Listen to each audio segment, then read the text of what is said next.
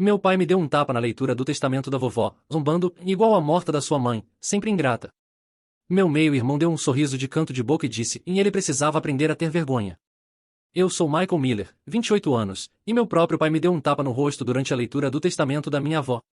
Antes de contar sobre o segredo chocante que o advogado revelou apenas momentos depois, me digam nos comentários de onde vocês estão assistindo. O ar naquela sala de conferência parecia selado a vácuo, reciclado e denso com um silêncio que era mais alto que qualquer gritaria. Era o tipo de sala projetada para fazer você se sentir pequeno, com suas imponentes estantes de livros jurídicos encadernados em couro alinhadas nas paredes e uma única mesa monstruosa de mogno que parecia absorver toda a luz. Cheirava a papel velho, cera de limão cara e o aroma amargo e metálico de décadas de animosidade familiar. Eu estava sentado numa extremidade, uma ilha solitária num mar de hostilidade. Do outro lado dessa extensão polida estava minha família, ou as pessoas que eu era forçado a compartilhar um sobrenome. Meu pai, Philip, era a imagem da raiva mal controlada. Seu terno caro parecia apertado demais em seus ombros largos, e uma única veia raivosa pulsava em sua têmpora. Ao lado dele, minha madrasta, Vitória, era um estudo em condescendência.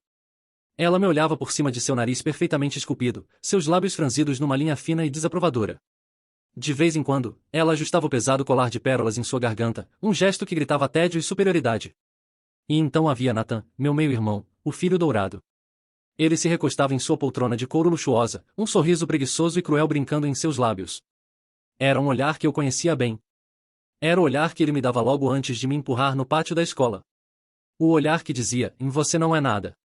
Eles deixaram dolorosamente claro que eu não deveria estar lá. A única razão pela qual eu soube dessa reunião foi um deslize do polegar do Nathan. Uma mensagem de texto, enviada para mim por engano, que iluminou meu telefone na noite anterior. Amanhã no escritório do Harrison, 14 horas. Papai disse para não contar ao Michael. Essa única frase foi o culminar de uma vida inteira sendo deixado de lado. Então eu fui. Eu tinha que ir. Não por eles. Não por qualquer participação imaginada numa herança. Mas pela minha avó, Eleanor.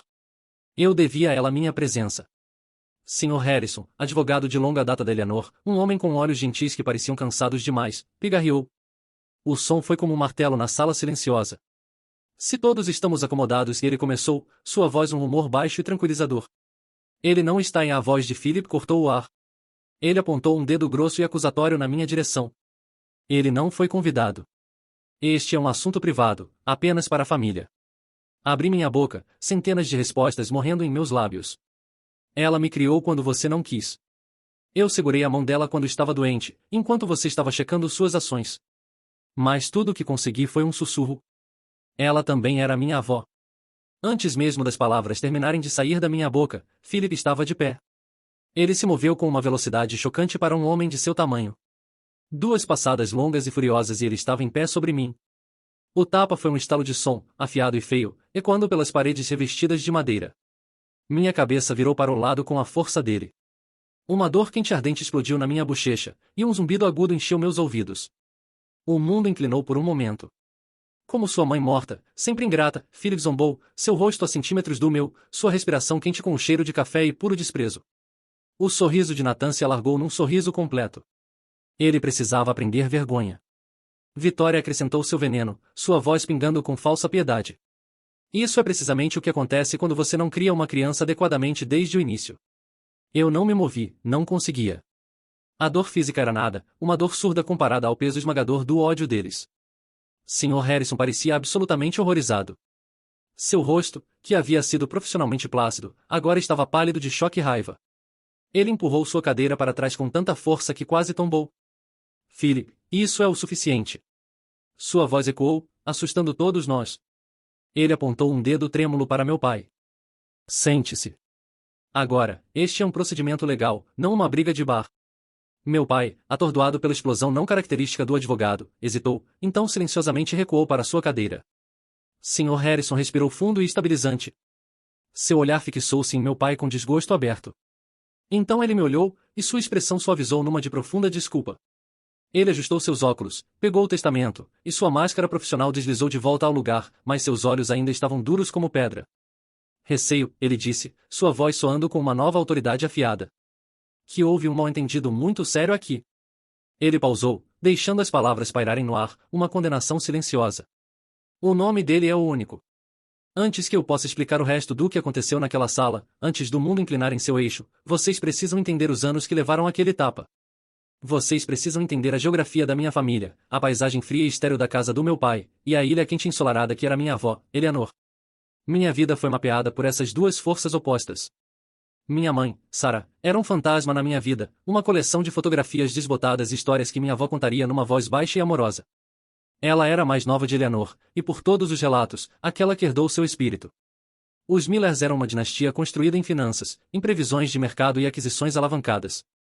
Era um mundo de ternos engomados e números frios. Minha mãe escolheu um caminho diferente. Ela queria ser professora para trabalhar com crianças com necessidades especiais. Ela via riqueza não em contas bancárias, mas no avanço de uma criança, num momento de conexão. Meu pai, Philip, já sócio júnior da empresa da família, foi cativado por seu espírito, mas eu não acho que ele realmente o entendeu. Era como um homem que ama um pássaro selvagem e bonito, mas secretamente deseja que ele viva numa gaiola. Sua morte num acidente de carro quando eu tinha 5 anos foi o fechamento de uma porta para um mundo que mal consigo lembrar. Minhas memórias são fragmentos sensoriais. O cheiro exato do sabonete de lavanda que ela usava, a sensação áspera do cobertor de lã em que ela me embrulhava, o som dela cantarolando uma música que não consigo mais nomear. Sua ausência criou um vácuo, e a dor do meu pai rapidamente azedou numa espécie de distância ressentida. Ele me olhava e via um lembrete vivo e respirante de sua perda. E ele não podia suportar isso. Nossa casa, uma vez cheia de sua risada, tornou-se um museu de silêncio. Então, 2 anos depois, Vitória chegou. Ela não entrou em nossas vidas. Ela as conquistou. Ela era toda ângulos afiados, palavras afiadas, e um sorriso que era tão brilhante e frio quanto um diamante. Vitória era uma mulher que se casou por status, e ela se propôs a reformar nossa casa e nossas vidas para combinar com suas ambições. Todos os vestígios da minha mãe foram os primeiros a ir. As paredes pastéis foram pintadas de um cinza elegante e estéril. A poltrona gasta e confortável da minha mãe, aquela com a marca fraca de onde ela sempre se sentava, foi substituída por uma escultura moderna e desconfortável de uma cadeira que ninguém nunca usava. Foi um apagamento sistemático. Quando Nathan nasceu 1 ano depois disso, meu status na casa foi cimentado. Ele era o herdeiro.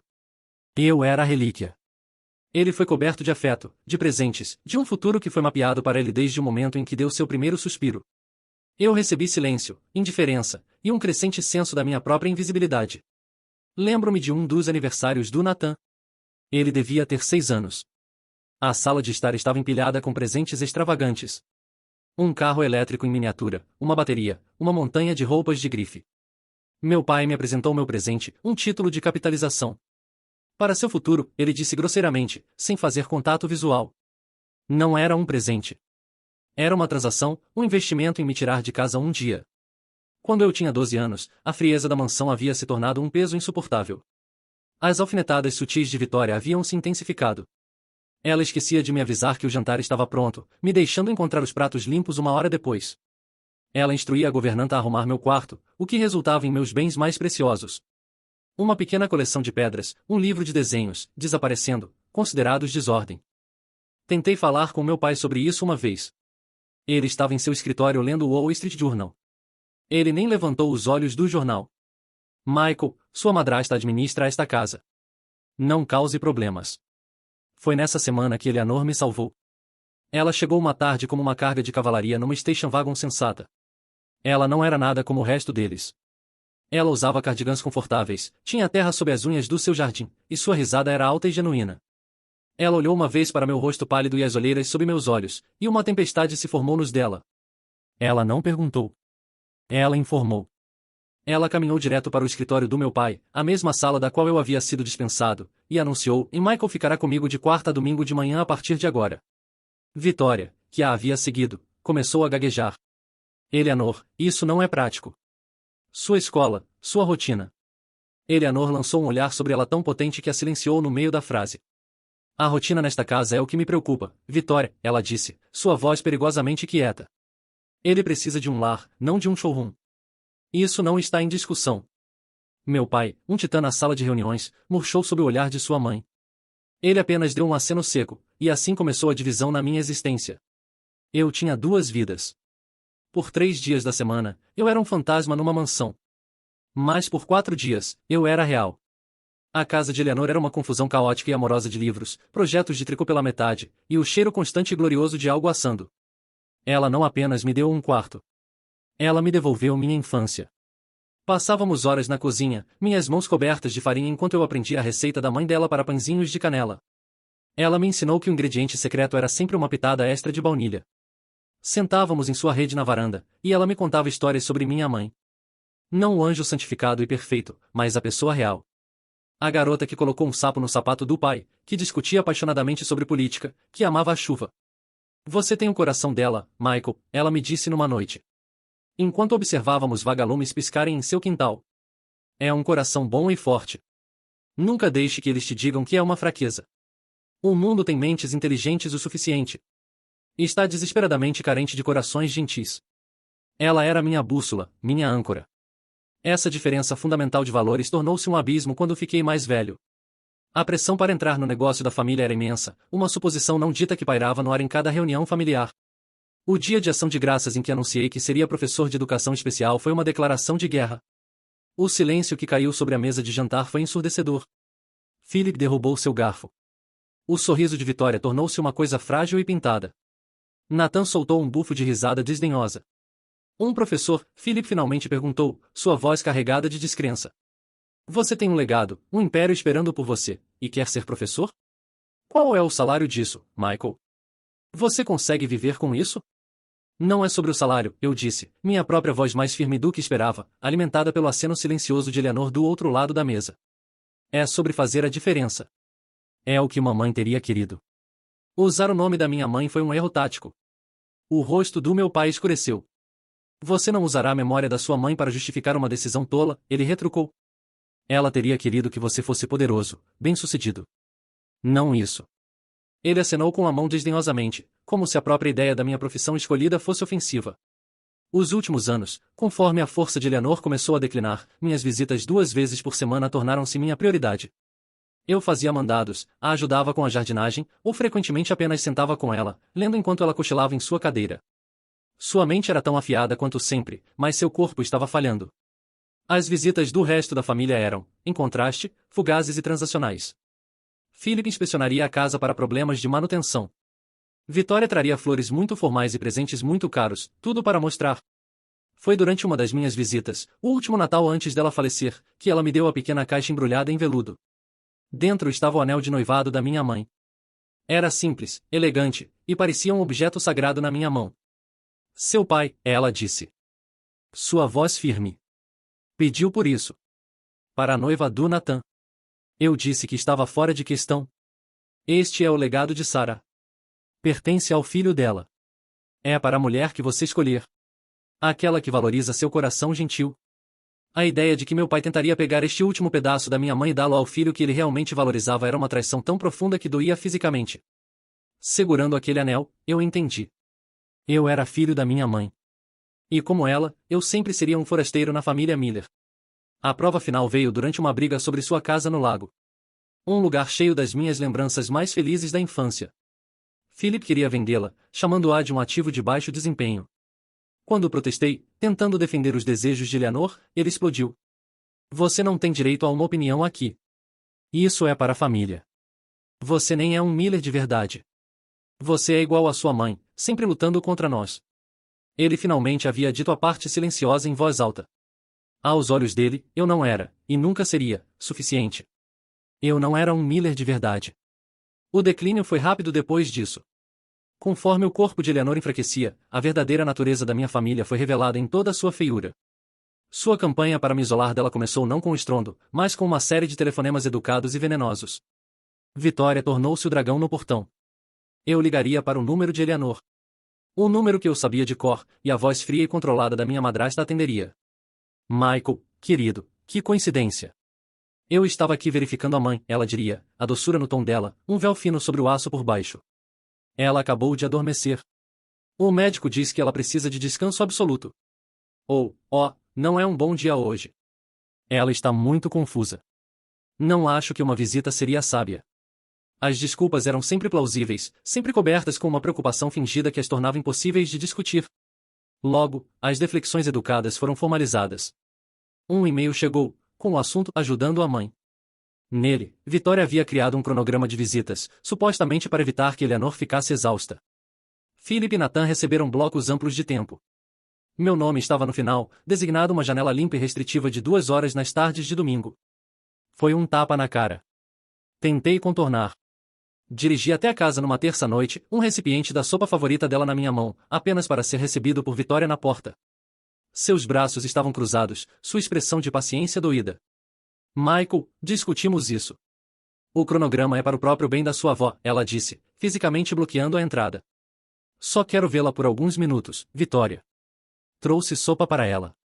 Isso é muito atencioso, ela disse, realmente pegando o recipiente das minhas mãos. Vou garantir que ela receba. Ela precisa descansar agora. Te vejo no domingo. A porta fechou no meu rosto com um clique suave e final. Fiquei na varanda por um minuto completo, humilhado e furioso. Eles não estavam protegendo ela. Eles estavam a aprisionando. E eles estavam garantindo que eu ficasse do lado de fora dos muros. Minhas visitas de domingo tornaram-se contagens regressivas preciosas e dolorosas, cada tique do relógio um lembrete do tempo que eu estava perdendo.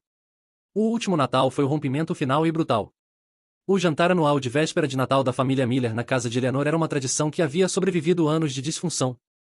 Assumi, apesar de tudo, que continuaria. Mas a semana do Natal chegou e não houve convite. Liguei para meu pai. Foi direto para o correio de voz, que estava cheio. Mandei mensagem para Nathan, perguntando qual era o plano. A mensagem foi vista, mas nunca respondida. Finalmente, com um nó de pavor no estômago, mandei mensagem para Vitória. Oi, Vitória. Espero que esteja bem.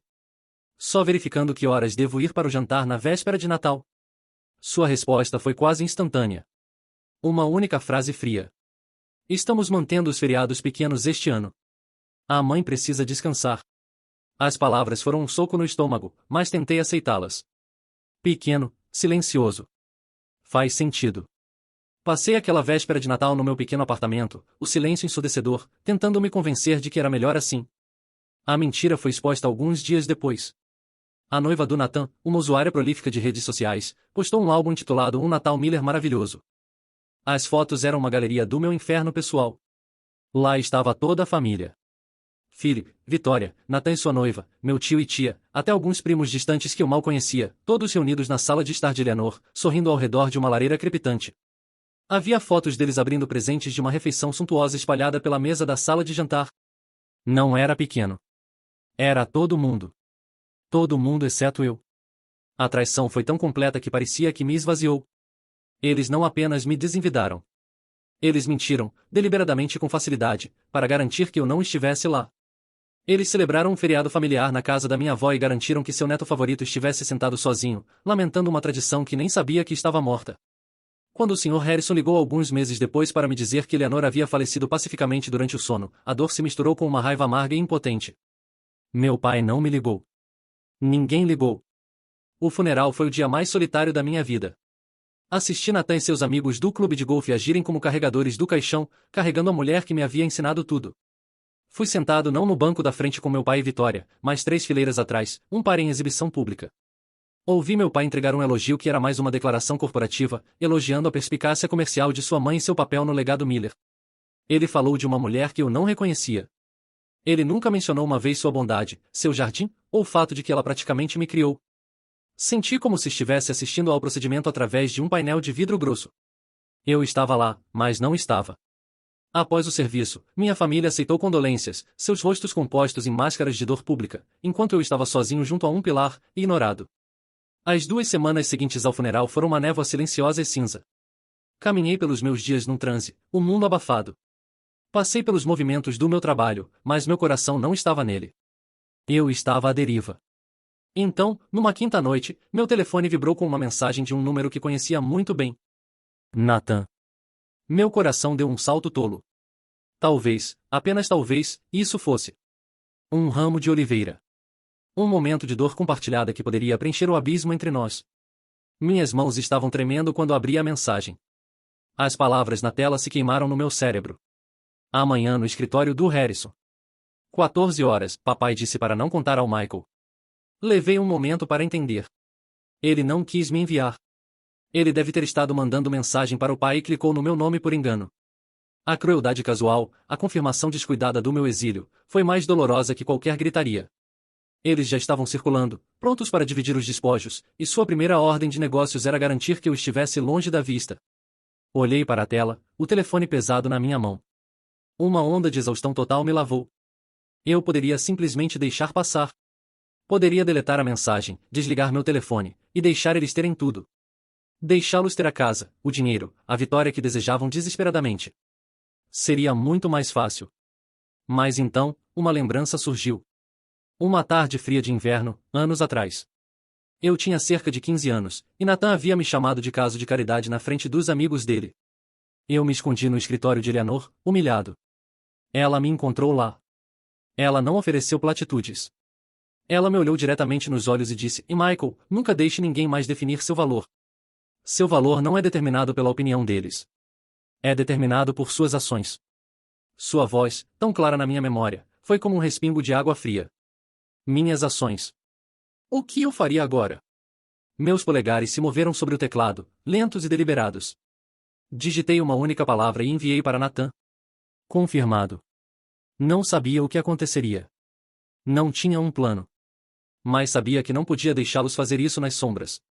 Eu devia isso a Eleanor. Eu devia isso a mim mesmo. O que quer que fossem fazer, iriam fazer comigo na sala. Eles iriam ter que olhar para o homem que criaram e lidar com as consequências. Na manhã seguinte, acordei com uma clareza estranha e fria. O medo ainda estava lá. Um nó de gelo no fundo do meu estômago. Mas foi ofuscado por um senso de propósito que eu não sentia há anos. Escolhi minhas roupas cuidadosamente. Não os ternos caros que eles usavam. Mas minha melhor roupa de professor. Uma camisa abotoada passada, um blazer simples, e calças escuras. Era a minha armadura. Era quem eu era, separado deles. A viagem ao centro foi surreal. A cidade zumbia com sua energia frenética usual. Mas dentro do meu carro, estava silencioso. Não liguei o rádio. Apenas escutei o zumbido do meu próprio coração. Um ritmo firme e nervoso. Continuei imaginando seus rostos quando eu entrasse. O choque. A raiva. Ensaiei minhas falas, simples e diretas. Tenho o direito de estar aqui. Ela era minha avó. As palavras pareciam poderosas na solidão do meu carro. Orei para que não me abandonassem quando mais precisasse delas. O escritório de advocacia Harrison & Associates ocupava o último andar de uma torre de vidro e aço que arranhava o céu. Foi projetado para impressionar e intimidar uma fortaleza de riqueza e poder. Quando saí do elevador no saguão silencioso e acarpetado, senti uma onda familiar de inadequação me lavar. Este era o território deles. Eu era um invasor. A recepcionista. Uma jovem mulher com um sorriso educado e profissional. Olhou para cima quando me aproximei. Posso ajudá-lo? Sou Michael Miller, eu disse. Minha voz saindo mais forte do que esperava. Estou aqui para a reunião das 14 horas sobre o espólio de Eleanor Miller. Seu sorriso vacilou por apenas uma fração de segundo. Um lampejo de confusão em seus olhos me disse que meu nome não estava na lista dela. Mas ela era uma profissional. Claro, Sr. Miller. Eles estão na sala de conferência principal, logo no corredor à sua esquerda. Cada passo naquele corredor longo e silencioso parecia uma milha. As paredes revestidas de carvalho pareciam fechar em mim. Podia ouvir suas vozes agora, abafadas mais distintas. O barítono autoritário do meu pai, as sílabas afiadas e precisas de Vitória. Cheguei à porta que estava ligeiramente entreaberta. Respirando fundo uma última vez, empurrei-a e entrei. O efeito foi instantâneo. Todas as conversas cessaram. Foi como se alguém tivesse apertado o botão mudo. 3 pares de olhos, 3 expressões de puro choque não filtrado, se focalizaram em mim. Meu pai se recuperou primeiro. Ele empurrou sua cadeira para trás, o som raspando no silêncio, e se levantou até sua altura total. Ele usava sua presença física como uma arma, e a apontou diretamente para mim, movendo-se para bloquear meu caminho para dentro da sala. Que diabos você está fazendo aqui? Ele exigiu, sua voz um rosnado baixo e perigoso. Estou aqui para a leitura do testamento da minha avó, eu disse, forçando-me a encontrar seu olhar furioso. Você não foi convidado porque não é desejado, ele retrucou. Esta é uma reunião privada para a família. Sou neto dela, repeti, as palavras parecendo um escudo. E isso me torna família. Você é filho da filha que abandonou os valores desta família. Vitória interveio, sua voz como um tinido de gelo num copo. Você perdeu seu direito de estar aqui há muito tempo. Nathan apenas observava, recostado em sua cadeira com aquele sorriso característico, aproveitando completamente minha humilhação. Ele era um espectador na minha execução. A tensão na sala era densa e volátil. Meu pai deu um passo em minha direção, suas mãos cerrando em punhos. Me preparei. Mas antes que o confronto pudesse escalar, Sr. Harrison interveio. Philip, ele disse. Sua voz calma, mas imbuída de uma autoridade inegável que cortou através da raiva do meu pai. Isso é suficiente. Ele não olhou para meu pai. Ele olhou para mim. Michael, por favor, entre. Tome um assento. Sua avó foi muito específica de que você deveria estar presente para isso. A declaração pairou no ar, um quebra-cabeça que ninguém, menos ainda eu, conseguia resolver. Específica? Por quê? Meu pai parecia como se tivesse levado um tapa. Ele lançou um olhar venenoso para Sr. Harrison, mas o olhar do advogado era inflexível. Derrotado no momento, meu pai se afastou, sua mandíbula tensa de fúria. Passei por ele, o calor de sua raiva irradiando dele, e tomei o assento vazio na extremidade da mesa. A atmosfera estava elétrica de ressentimento. Eles se comunicavam em olhares silenciosos e raivosos sobre minha cabeça, unidos em seu desdém por mim. Eles estavam supremamente confiantes, tratando minha presença como um aborrecimento final e bizarro antes do evento principal. Em suas mentes, o resultado era uma conclusão precipitada. E isso era apenas uma formalidade. Senhor. Harrison cuidadosamente colocou um par de óculos com armação dourada e pegou um documento grosso e imponente encadernado em couro azul. Ele anunciou, sua voz formal, é o último testamento de Eleanor May Miller, assinado e executado em 17 de novembro do ano passado. Eu, junto com 2 dos meus sócios seniores, servi como testemunha. No momento da assinatura, Eleanor estava de mente perfeitamente sã, um fato que foi verificado independentemente. Ele pausou, deixando essa última frase assentar, seus olhos brevemente piscando em direção a Philip. Ele pigarreou. Agora procederei com a leitura do testamento. Agarrei a borda da mesa, meus nós dos dedos ficando brancos. Me preparei para a confirmação final e legal do que eles me disseram minha vida inteira. Que eu era secundário, uma reflexão tardia, uma nota de rodapé na história da família Miller. Eu só queria que acabasse. Pensei que sabia o que estava vindo. Pensei que havia me preparado para o pior. Mas não tinha concepção da verdade que minha avó havia deixado esperando por todos nós. Sr. Harrison começou a ler, sua voz um zumbido constante e desapaixonado enquanto trabalhava através do juridiquês denso que abria o testamento. Ele leu cláusulas sobre o pagamento de dívidas pendentes, os arranjos para despesas funerárias, e pequenos legados para as instituições de caridade favoritas de Eleanor. Minha família escutou com impaciência mal contida. Philip batia sua caneta na mesa, um ritmo staccato afiado de ganância. Vitória inspecionava suas unhas como se todo o procedimento fosse terrivelmente comum. Eles eram como cavalos de corrida no portão de largada, apenas esperando o sino tocar para que pudessem reivindicar seu prêmio.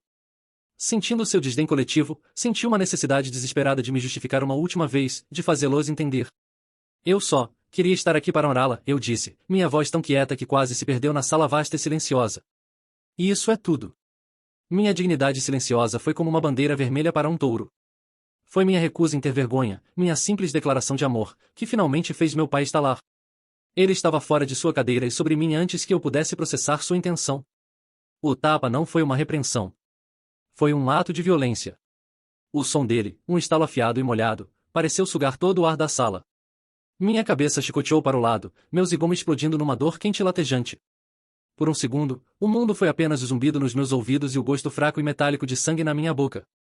Como sua mãe morta, sempre ingrata. Philip cuspiu, seu rosto uma máscara contorcida de fúria. Ele precisava aprender vergonha, Nathan acrescentou, sua voz cheia de satisfação presunçosa. Vitória assentiu com aprovação régia. Isso é o que acontece quando você não cria uma criança adequadamente. A brutalidade pura disso, neste ambiente formal, na frente de um advogado, me deixou sem palavras. Mas foi Sr. Harrison quem reagiu. Ele saltou para os pés. Seu rosto se transformou de calma profissional para raiva trovejante. Philip, sente-se.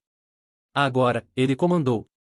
Sua voz um rugido que foi absolutamente chocante vindo do homem geralmente manso. Se você não pode se conduzir com um pingo de decência humana, terei a segurança escoltando você deste prédio e concluiremos isso sem você. A fúria desenfreada na voz do advogado atordoou meu pai à submissão. Ele me lançou um último olhar antes de voltar rastejando para sua cadeira. Sr. Harrison ficou por um momento, respirando pesadamente, seu desgosto pela minha família palpável.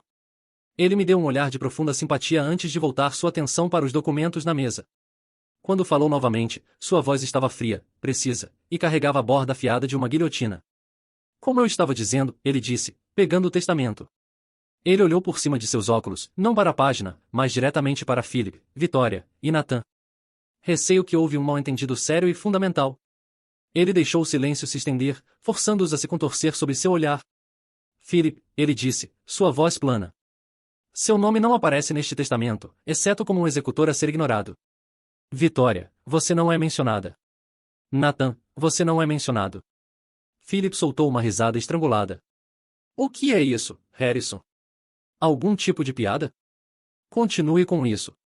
Todos sabemos os desejos de Eleanor. Oh!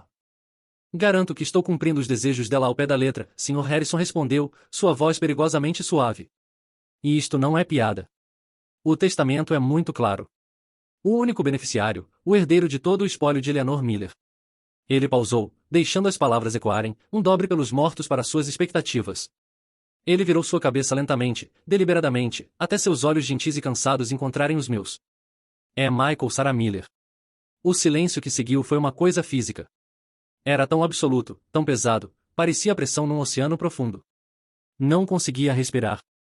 Não conseguia pensar. Eu. Michael Sarah Miller? Ela havia usado o nome da minha mãe. Era um sonho. Tinha que ser. Então o silêncio se despedaçou. Impossível. Philip berrou, surgindo para os pés novamente. Isso é mentira. É uma falsificação. Ele fez lavagem cerebral nela. O pequeno bastardo fez lavagem cerebral numa velha doente. Vitória soltou um suspiro teatral, sua mão voando para suas pérolas. Ele se aproveitou dela. Ele a envenenou contra o próprio filho, a própria carne e sangue. Nathan, pela primeira vez, parecia genuinamente atordoado. Seu sorriso presunçoso foi limpo de seu rosto, substituído por uma expressão de puro descrédito de queixo caído. Não. De jeito nenhum. Vamos lutar contra isso. Você ficará no tribunal pelo resto da sua vida, me ouviu? Eu ainda estava congelado, incapaz de falar, me afogando na onda de maremoto da raiva deles e meu próprio choque. Sr. Harrison levantou uma única mão comandante. Antes que desperdicem sua respiração com ameaças, ele disse, sua voz cortando através do barulho como um bisturi de cirurgião. Sugiro que escutem. Eleanor não era nada senão minuciosa. Ela antecipou exatamente esta reação. Ele alcançou um envelope separado e selado, o abriu com um abridor de cartas, e puxou uma única folha de papel. Ela deixou uma carta pessoal para ser lida no caso de qualquer disputa. Está na própria caligrafia inconfundível dela. Ele começou a ler, e enquanto o fazia, a voz de Eleanor encheu a sala, uma presença fantasmagórica entregando seu julgamento final. Para minha família, ele começou. Se esta carta está sendo lida, significa que parti, e vocês reagiram, como previ, com raiva e descrédito. Por anos, observei vocês. Vi vocês não como mãe ou avó, mas como um cofre bancário a ser aberto na minha morte. Esta herança foi um teste, e todos vocês falharam espetacularmente. Philip fez um som sufocante, mas a voz de Sr. Harrison foi implacável. Philip, meu filho, você valorizou meu portfólio de ações mais que minhas histórias. Você viu minha casa como imóvel, minhas memórias como entulho. Você estava tão focado no legado de Miller Investments que esqueceu o legado de ser um homem gentil, um bom pai. Você já tem mais dinheiro do que poderia gastar. Você não receberá nenhum centavo de mim. Meu pai afundou em sua cadeira, toda a luta drenando dele, deixando para trás um casco cinza e derrotado. Vitória, você se casou com um nome, não com um homem. Você viu esta família como uma escada, e viu meu neto como um degrau quebrado para ser pisoteado. Você tentou apagar minha filha, Sarah, da história desta família. Por isso, nunca te perdoarei. Você não lucrará com o espólio de uma mulher que desprezou tão abertamente. Vitória começou a chorar, não lágrimas de dor, mas de raiva frustrada e impotente. Nathan, meu neto, nascido no privilégio. Você confundiu bondade com fraqueza e compaixão com tolice.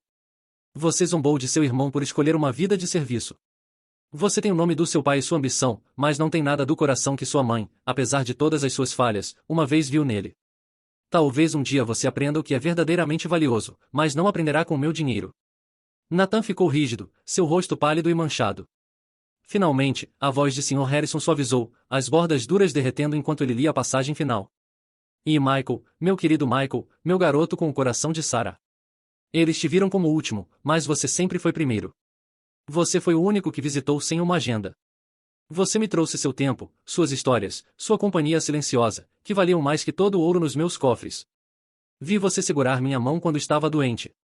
Vi você escutar, verdadeiramente escutar, quando falava. Eles viram um salário de professor.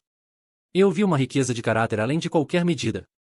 Lágrimas agora escorriam livremente pelo meu rosto. Não de tristeza, mas de uma validação profunda e que balançava a terra. Portanto, Sr. Harrison leu, sua voz soando com a força do martelo de um juiz, deixo todo o meu espólio sem exceção, minhas casas, minhas contas, meus investimentos, e todos os efeitos pessoais para meu amado neto, Michael Sarah Miller. Ele é o verdadeiro herdeiro do meu legado, não de riqueza, mas de bondade.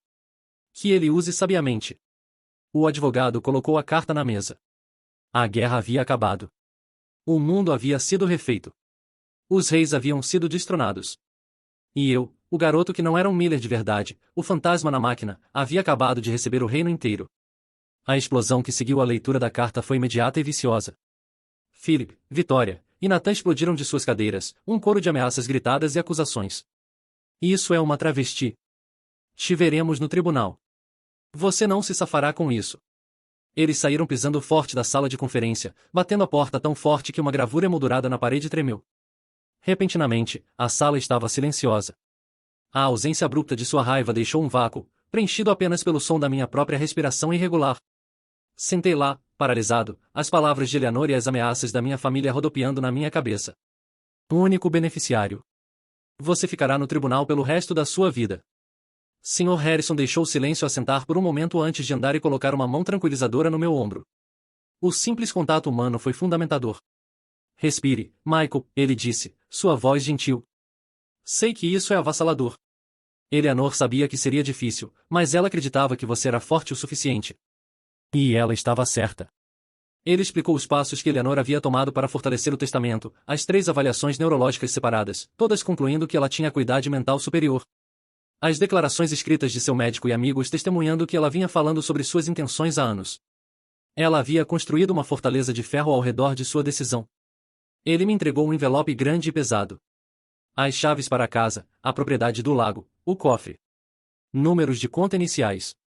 Está tudo aqui. É tudo seu agora, Michael. Dirigir para a casa da minha avó naquela noite foi uma experiência completamente nova. Não era uma visita. Era um retorno ao lar. A casa vitoriana familiar, com seus ornamentos caprichosos de pão de açúcar, parecia um farol no crepúsculo. Subi os degraus da varanda, meus passos ecoando, e usei a chave. A fechadura girou com um baque satisfatório. No momento em que entrei, soube que algo estava terrivelmente errado. O ar ainda estava e carregava seu cheiro de lavanda e papel velho. Mas havia um vazio no silêncio, um esvaziamento. Caminhei para a sala de estar. Retângulos pálidos e sem poeira marcavam as paredes onde as queridas pinturas de paisagem do meu avô haviam pendido. Elas haviam sumido. Na lareira, os castiçais pesados e ornamentados de prata que estavam na família há gerações estavam faltando. Um nó frio de pavor se apertou no meu estômago. Com horror crescente, fui de quarto em quarto. Na sala de jantar, um aparador estava vazio. O conjunto de chá de prata esterlina desapareceu. Corri escada acima para o quarto dela, meu coração batendo um ritmo frenético contra minhas costelas. Abri as portas do seu guarda-roupa de joias de mogno. Era uma cena de violação. As bandejas forradas de veludo estavam vazias, saqueadas. Suas pérolas, seus broches de diamante, os brincos de esmeralda que meu avô havia dado a ela para o 25º aniversário, tudo sumido. A realização me atingiu com a força de um golpe físico. Eles não apenas planejaram herdar suas coisas. Eles já haviam começado a se servir. Eles trataram a casa dela como uma sala de exposição da qual podiam arrancar itens à vontade. A raiva que surgiu através de mim foi limpa e quente, queimando o choque e deixando para trás um núcleo de aço frio e duro. Isso não era sobre dinheiro. Isso era uma profanação. Então, uma lembrança surgiu. Eleanor, um ano atrás, sentada na sua mesa, batendo num diário grosso encadernado em couro. Sempre bom ter registros, Michael, ela havia dito com um olhar conhecedor no olho. Fui ao escritório dela. Na gaveta debaixo de sua mesa antiga, exatamente onde lembrava, estava o diário. A abri. Página após página estava cheia de sua caligrafia elegante em loop, um inventário meticuloso de cada item valioso na casa. Mas havia mais. Ao lado de muitas das entradas estavam anotações recentes, datadas e rubricadas.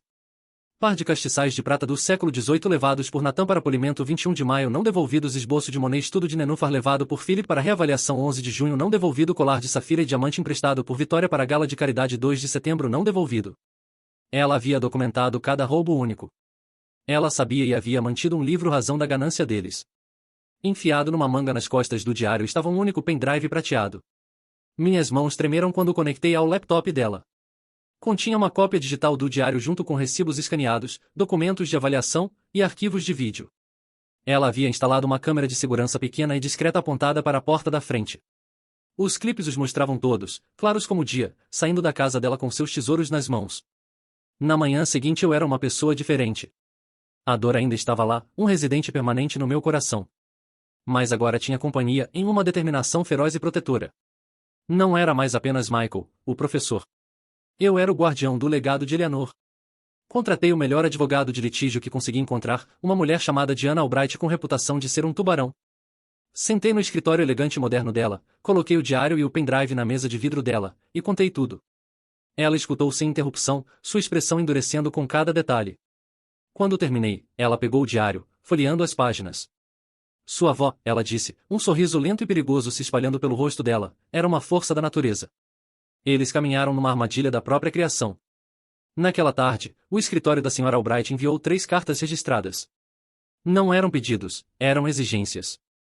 Elas delineavam, em detalhes excruciantes, os itens que haviam sido ilegalmente removidos do espólio. Elas mencionavam a existência de um registro meticulosamente mantido e evidência em vídeo.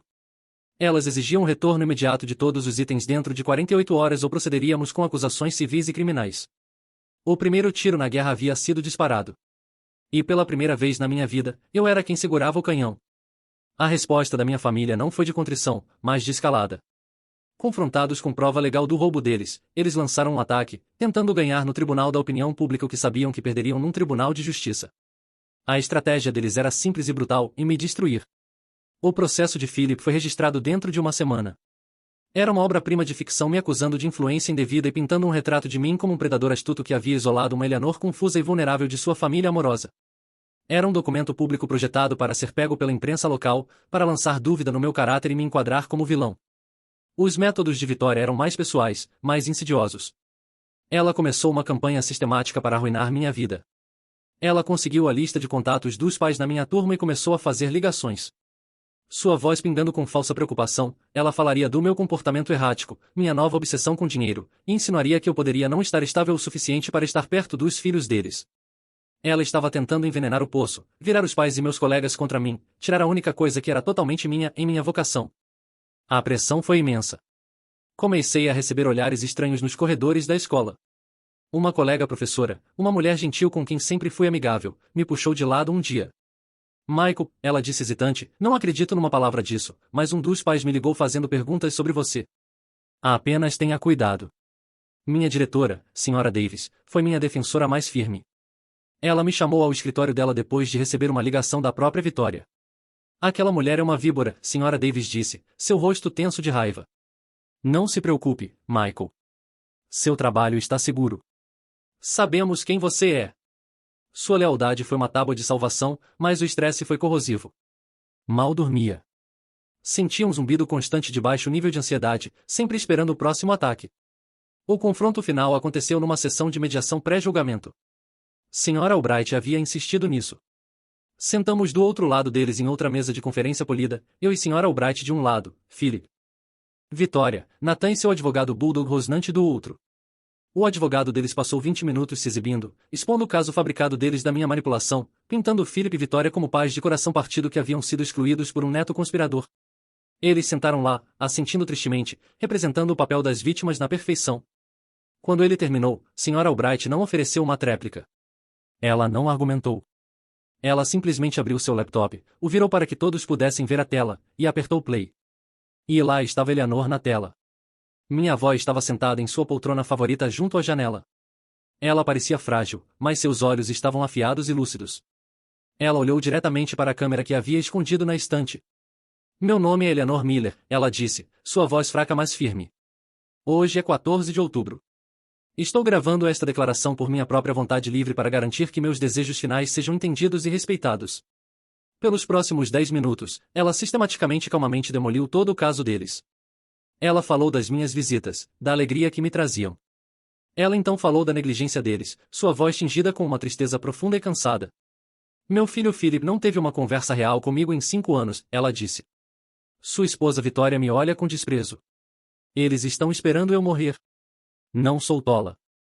Então, ela olhou diretamente para a câmera e parecia que estava olhando direto na minha alma.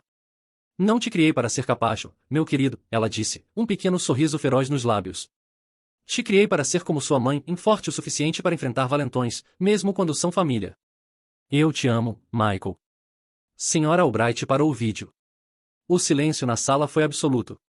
Então, ela clicou no próximo arquivo. Era a planilha projetada na tela em preto e branco Stark. Item por item, ela detalhou o roubo deles com datas, fotos e valores de avaliação. O total no final dizia $417.500. A cor drenou do rosto de Philip. Vitória fez um som pequeno e estrangulado.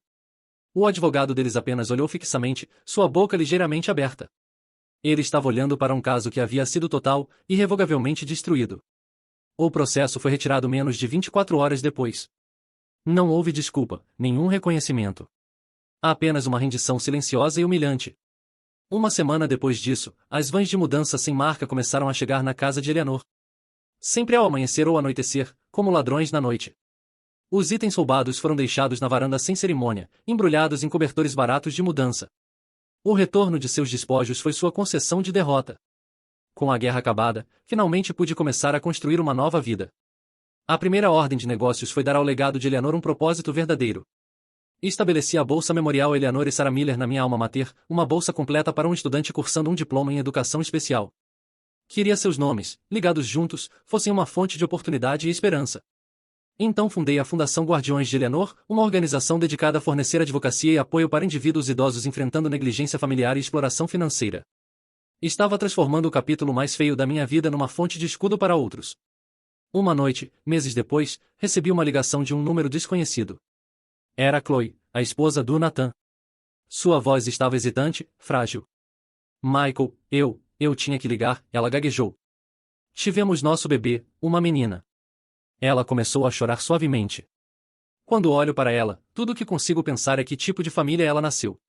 E sinto muito, muito mesmo, Michael, por tudo isso, por ficar calada. Quero que ela te conheça, quero que ela saiba a verdade. Não foi perdão, não foi uma reconciliação mágica. Mas foi uma rachadura no muro de gelo. Foi o primeiro sinal tentativo de que uma nova história, uma melhor, poderia ser possível para a próxima geração. Foi esperança. Mais tarde, depois que o último convidado havia partido, fiquei sozinho na sala de estar silenciosa, olhando para as duas fotos na lareira. O cheiro de gardênias e o calor persistente dos meus amigos enchiam o ar. Pela primeira vez em um ano, uma sensação profunda de paz se estabeleceu sobre mim. A guerra havia acabado, os fantasmas estavam em descanso. Havia carregado o legado de Eleanor e a memória da minha mãe para a luz. A casa não era mais um campo de batalha, era um santuário. Enquanto estava lá, absorvendo o silêncio, pensei sobre o futuro, as bolsas que financiaria, os idosos que poderia ajudar através da fundação. Um futuro construído na bondade. Foi então que a campainha tocou. O som foi estridente, um choque elétrico na quietude tranquila da hora tardia. Não era o toque gentil de um convidado, era uma pressão dura e insistente, seguida por outra. Meu coração, que havia estado tão calmo momentos antes, começou a bater um ritmo frenético e nervoso contra minhas costelas. Nenhum dos meus amigos retornaria tão tarde sem ligar. Caminhei para a porta, meus passos hesitantes no chão de madeira. Através do pequeno olho mágico, vi uma figura que nunca esperava ver na minha porta novamente. Era Nathan. Ele não era o homem arrogante e zombeteiro do escritório do advogado. A pessoa curvada sob a luz da minha varanda parecia um estranho usando o rosto do meu irmão. Seu terno caro estava amarrotado, sua gravata estava solta, e seu cabelo estava uma bagunça, como se estivesse passando as mãos nele por horas. Mas foram seus olhos que me chocaram. A superioridade presunçosa havia sumido, substituída por um olhar desesperado e oco que nunca havia visto antes. Ele parecia quebrado. Uma parte de mim queria manter a porta trancada, preservar a paz que ele havia vindo despedaçar. Mas a voz de Eleanor ecoou na minha memória, e nunca deixe que te convençam de que bondade é fraqueza. Com uma respiração profunda, virei a fechadura e abri a porta. Ele recuou quando me viu, como se esperasse que eu batesse na cara dele. Apenas ficou lá por um momento, mudando o peso, incapaz de encontrar meus olhos. Nathan, eu disse, minha voz neutra, o que você quer? Posso? Posso entrar? Ele perguntou, sua voz áspera, quase um sussurro. Só por um minuto, por favor. Contra meu melhor julgamento, me afastei e o deixei entrar. Ele caminhou para a sala de estar e parou morto. Seus olhos se fixaram nas duas fotos na lareira. Eleanor e minha mãe, lado a lado. Ele olhou fixamente para a foto da minha mãe, Sarah, como se visse um fantasma. Não vejo uma foto dela há uma eternidade, ele murmurou, sua voz grossa com uma emoção estranha que não conseguia identificar. Papai se livrou de todas depois que se casou com Vitória. Eu sei, eu disse silenciosamente. Ele finalmente se virou para me encarar, e a represa de sua compostura se quebrou. Acabou, Michael, ele engasgou, seu rosto se desfazendo. Está tudo acabado. O que acabou? A empresa, ele disse, afundando numa poltrona como se suas pernas não pudessem mais sustentá-lo. Miller Investments. Se foi, estamos arruinados. Fiquei atordoado em silêncio. Miller Investments era mais que uma empresa. Era a identidade Miller. Era o reino deles, seu legado, a fonte de todo o seu poder e orgulho. Do que você está falando? Como? Ele soltou uma risada curta e amarga que soou mais como um soluço. Papai, ele disse, a palavra pingando com um novo tipo de veneno. Depois do testamento, depois que Eleanor o cortou, ele ficou insano.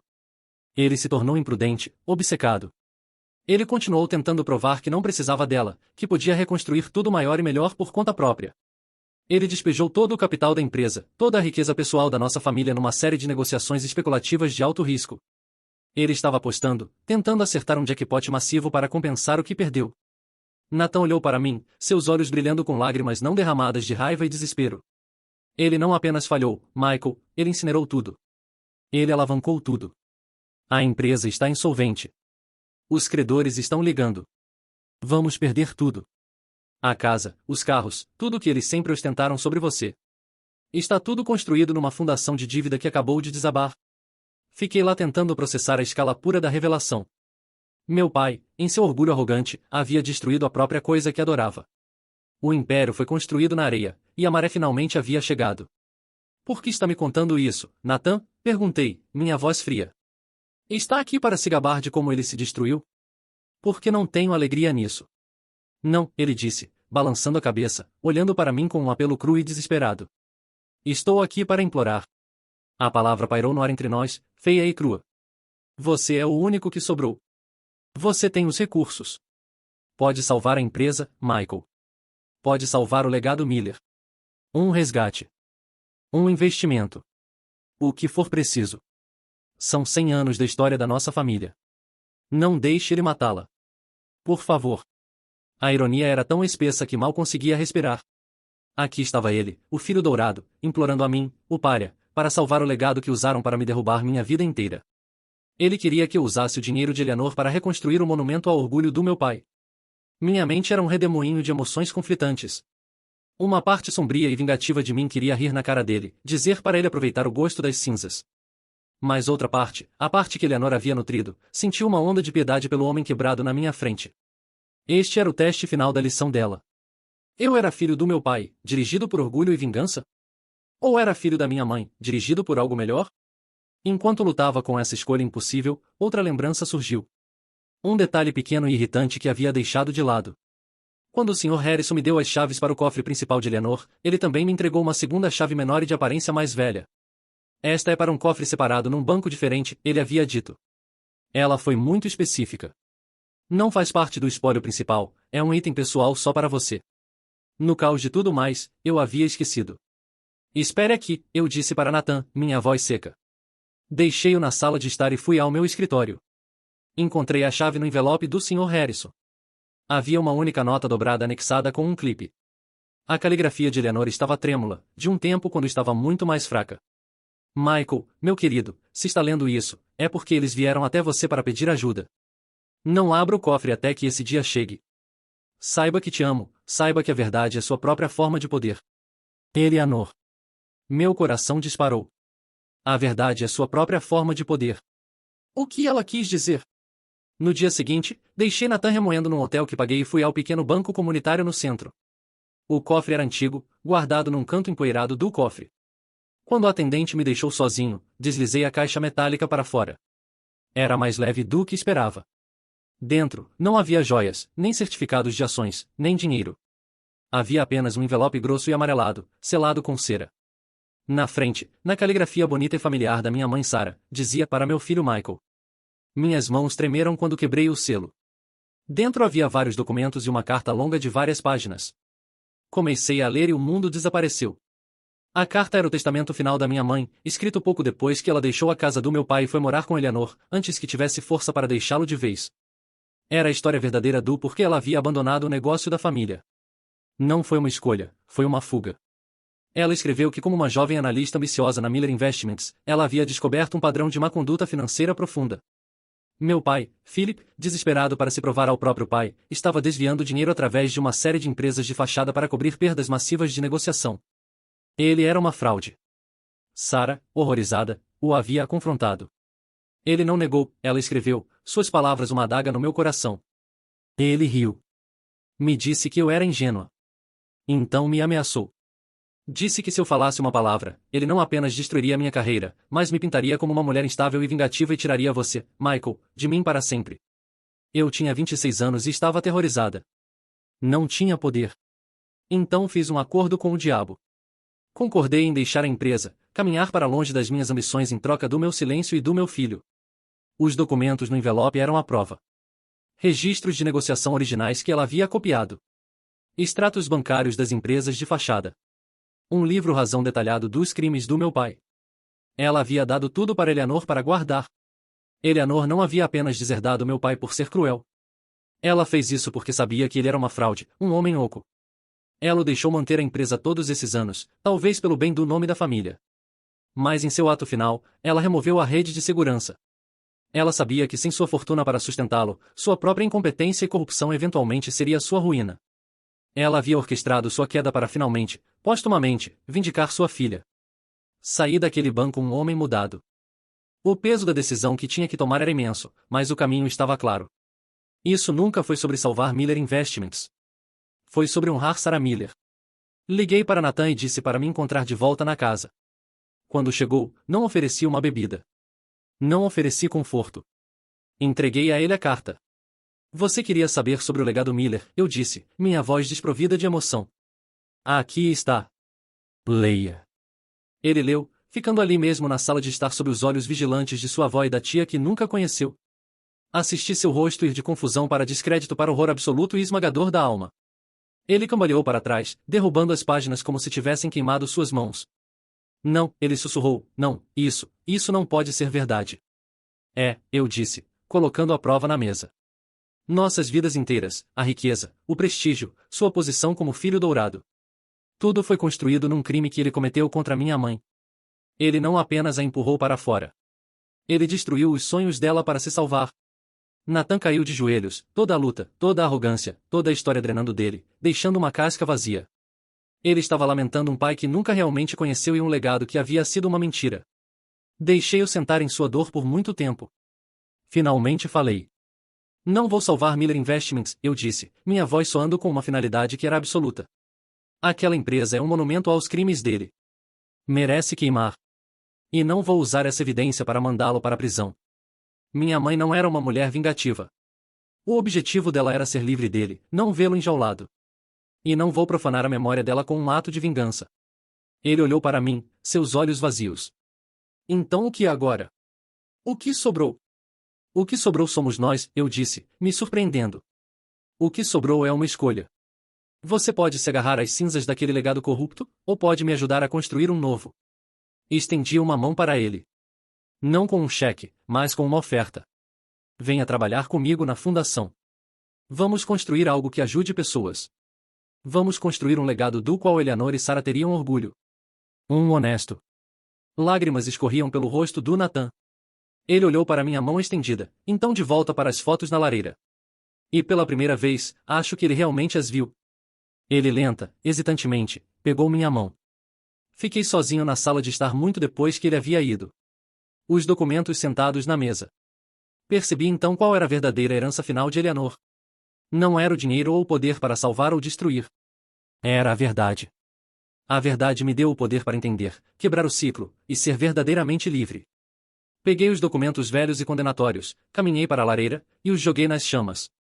Assisti eles se curvarem em cinza preta e desaparecerem, liberando minha mãe e eu mesmo das últimas correntes do meu pai. O legado Miller estava morto. Era hora de construir o meu próprio.